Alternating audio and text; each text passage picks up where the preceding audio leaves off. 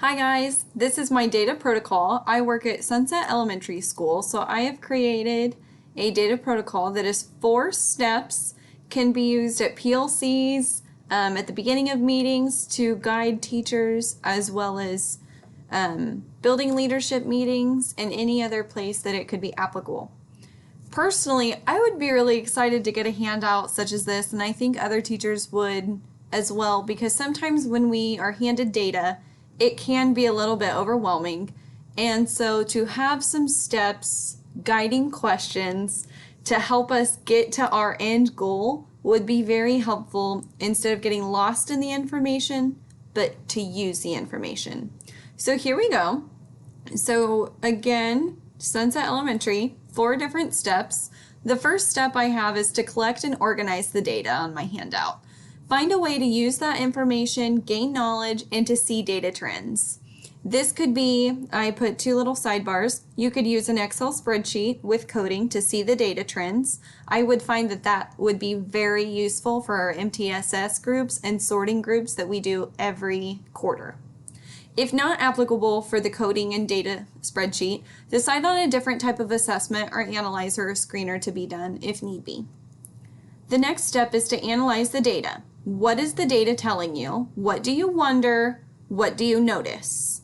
I love this analyze data step because I could see this being applicable for any type of meeting that we are trying to grow forward in with instruction. Keeping in mind where we are now, where we want to be, how do we get there, what is the data telling you, and what areas are currently being affected. To be able to reflect on that with coworkers, I think that could pull you forward in realizing where you are and being knowledgeable about how to go forward. Create and process. What are our next steps?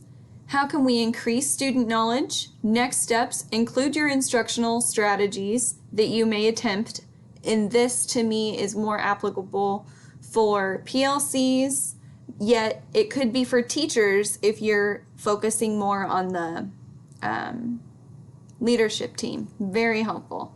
To revise and implement is step 4. Continue to update your data, give time, celebrate the successes, and keep in mind those areas for growth.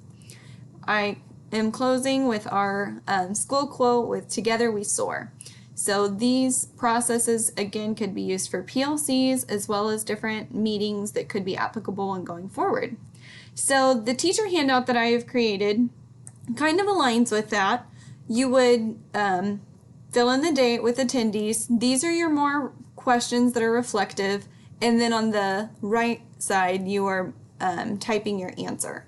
So what data are we analyzing, what type, and then again it's applicable for the other types of meeting. What is the data telling you? I like that this is more reflective and open-ended, because with working together with other people, you're going to be able to come together with different answers and then be able to share together. With the next steps, including those instructional strategies that you may have or any professional development that might be needed, any survey or demographic survey that needs implemented and given before implementation, and planning and takeaways. Dividing up task members for different team members, keeping in mind a goal of what data you want to have and analyze for your next PLC, your celebrations and growths, and again, continuing to track data. Thanks for listening.